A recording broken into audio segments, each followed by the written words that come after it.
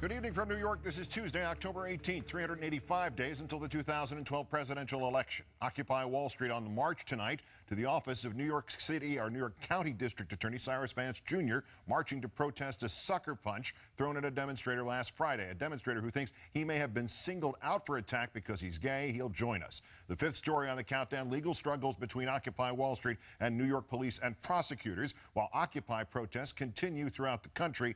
And another big bank reports big profits. Today it was Bank of America with a third quarter profit of $6.2 billion. The bank had dropped $7.3 billion in the same quarter last year. It seems to have made most of it back without the $5 monthly debit card fee it is trying to impose now on customers. Yesterday, we told you that New York City voters had supported Occupy Wall Street in a poll. A new Siena poll shows that's also true for voters in New York State. Nearly 60% agreeing that Occupy Wall Street represents the 99%. Less than a third disagreeing, and they think the protesters have the potential to cause riots like those in Cairo this year. Some of those New Yorkers must surely be identifying with the 1%, because 49% say they view the protests favorably and 38% say they don't. But no comfort for Wall Street in these numbers. 24% view the financial cartels favorably, and 2/3 do not. As for Manhattan District Attorney Vance and his deputies, they are out of favor with Occupy Wall Street tonight, with protesters demanding an investigation into what they say was an unprovoked assault on Felix Rivera-Pitre, an openly HIV-positive activist. Rivera-Pitre was hit on the head Friday by NYPD Deputy Inspector Johnny Cardona. Rivera-Pitre insists the attack on him was unprovoked. Witnesses agree. The NYPD, surprisingly enough, does not. Mr. Rivera-Pitre has been charged with attempted assault on a police officer, obstructing governmental administration, resisting arrest, and disorderly conduct. Thanks for coming in. Hi. So they want you for assault on a police officer. What's the theory of the crime? That you brought your face down on the inspector's fist? What's the idea here? Well, that is a very good theory, but I don't see what else could possibly be. I mean, I was walking away from the cop. Yeah. There are different versions of this video. I mean, different from different angles, and they all show me walking away from him. Backing away, clearly. Backing away, clearly. He turns you around and slugs you, right? Yes, exactly. Did you try to elbow him? The police say you tried to elbow him first, or spray something on him. Did you try to do anything to him at all? No, I didn't. Actually, there's one of the videos that shows that actually he tried to grab me the first time. I just yank away and I keep walking. Oh, so when you move, they can then say, oh, he tried to elbow me. Yeah. Right. But it doesn't mean you did it. It just means that's their excuse for charging you with something, presumably. But it amazed me that this cop actually got out of his comfort zone, out of his protection zone, just to get at me. Yeah. That's what it's really amazing. I don't know if because I'm such much of a, and excuse my French, a pansy. I don't know. I mean, some people were questioning, how you know he's gay? Well, most people could tell just by look at me. Like I'm just as gay as the Judy Garland fan club. But the reality is that he didn't do what they were doing in procedure. I mean, he kind of like thought he could get away, just, I don't know. They were actually, when anybody would be arrested or something, they would be hit or something, an attack, the cops were good at making a circle and not letting this person be, nobody reach at him. And he didn't follow that protocol that we're using over and over that day. Story's intact, and thanks for coming in and telling the story with us. Thank you. All the best. All right, before we get to our next guest, some early signs of breaking developments in Manhattan's Soho district tonight, where Occupy protesters are chanting, "Where is Cuomo protecting the 1%?" at an event attended by Governor Cuomo of New York. Witnesses report a heavy police presence. We'll keep you posted as and if developments warrant. My next guest will be new to the Occupy Wall Street saga, but not to the cause of equality and justice. The Reverend Jesse Jackson marched, of course, with Dr. Martin Luther King. He's kept marching ever since. Founder and president of the Rainbow Push Coalition, Reverend Jackson was also Democratic presidential candidate in 1984 and 88. See you, sir. To you, sir. You're an old hand at this. What do you think of this movement so far? Well, it is growing. The message is in front of the language. The message is these are canaries in the mine saying there's some pain down here, and they should be responded to, not reacted to it. I cannot help but connect it with Dr. King leading a march, a Poor People's Campaign in 1968 to occupy the mall.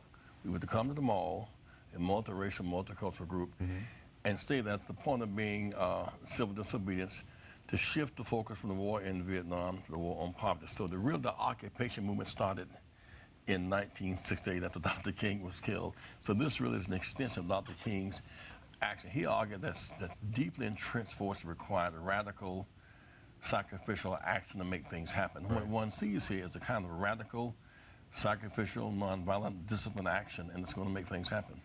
Now, I saw this police gathering over near the medical tent.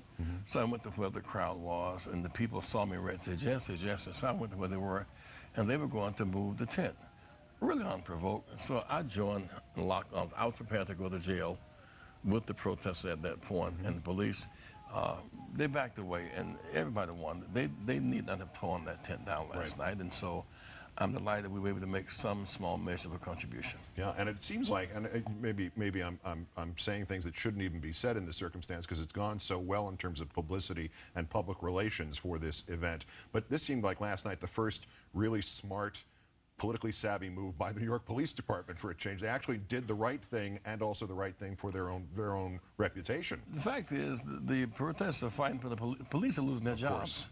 I mean, the protesters, the police should be joining the protesters because they're fighting for public sector workers' jobs. I really also, since we're on this, that you really have porta toilets out there for the people, because the protesters are really doing the right thing for everybody. They're bringing attention to enormous greed that's bankrupting cities and bankrupting states and creating this global confusion. They don't have porta toilets there, or a place for them to shower, for them to refresh. And that is like taking the side of the oppressive forces, and that's not right.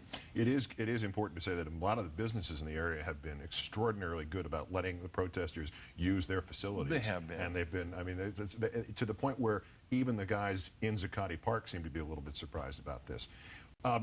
Where do you think this can go? Does this have a potential to leap into a forefront that none of its sort of predecessors in the last 10, 20 years really got to, where it's a part of the consciousness? It's certainly big enough, and the need is there. Part of what drives the integrated movement is need. When Rosa Parks sat down in the front of the bus, the need to overcome indignity and barbarism was there, and the humiliation was there. Here, the students are there. Student loan debt is not greater than credit card debt. Students many cannot afford to go to school with good minds. Others can't stand. Others get their guaranteed debt, not a guaranteed job. So students need to fight back. There's a need.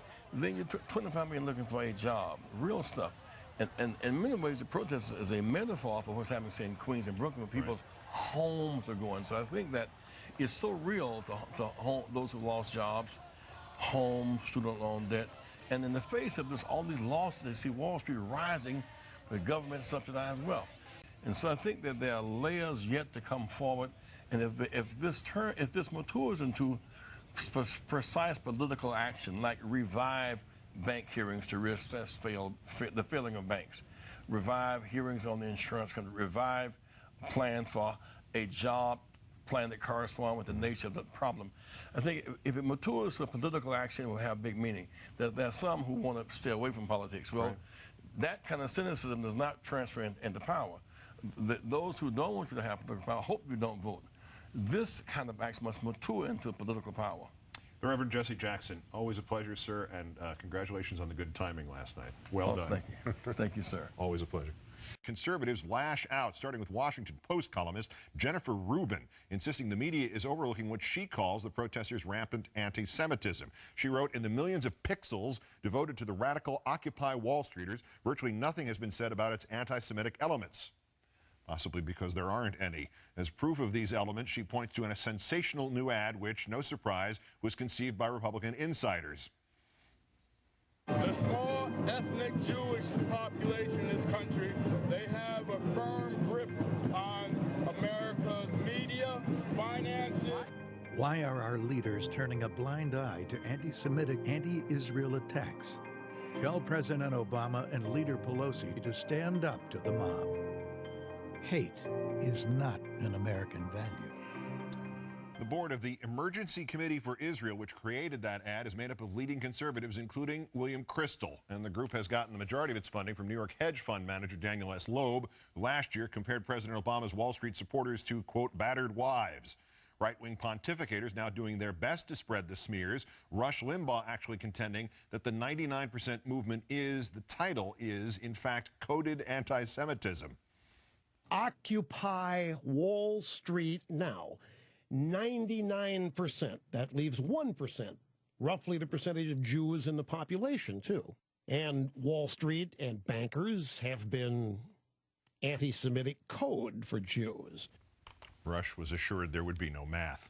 Joining Limbaugh in the "this is the first time I've ever claimed to be defending a minority group" is Republican strategist Karl Rove. In a Wall Street Journal editorial, he writes, "It's a series of events populated by a weird cast of disaffected characters ranging from anarchists and anti-Semites to socialists and LaRouches." Today, the Wall Street Journal followed that up by publishing results of a study that found nearly a third of protesters would, quote, support violence to advance their agenda.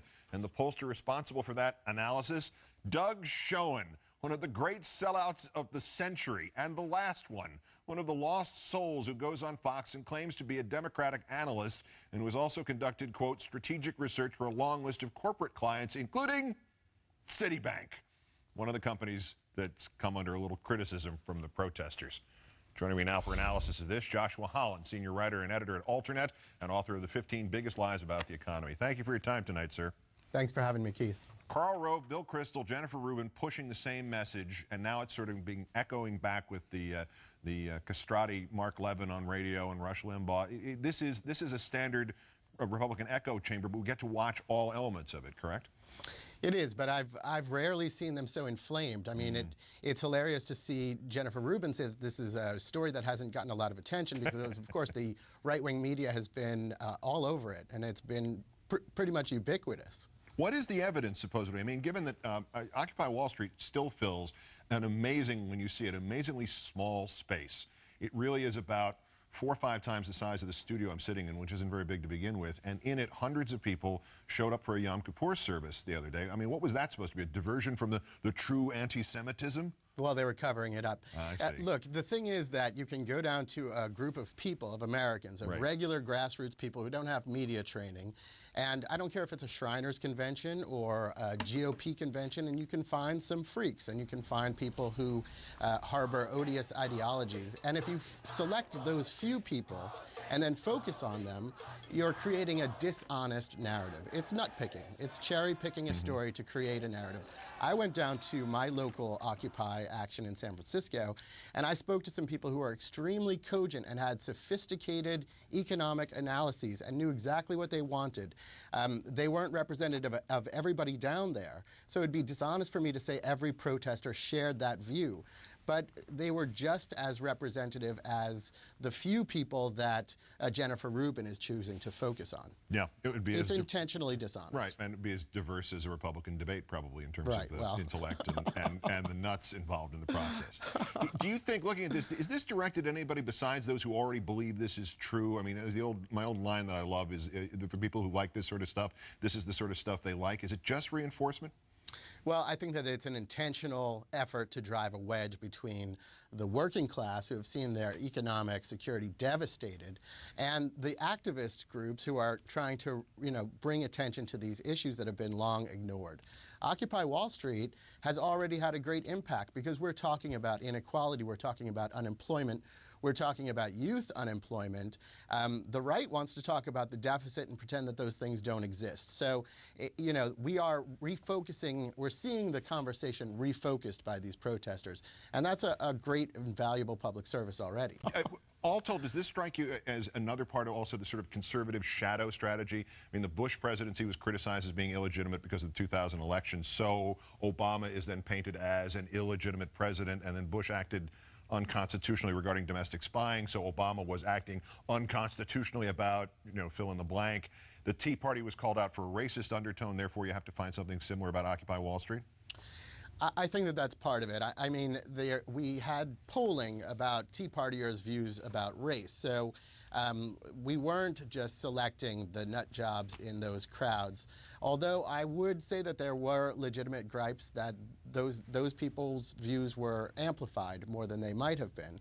But I do think that there's some turnaround, and they're saying, look, we can smear the left and we can call them the real racists, which is a long-term conservative project anyway.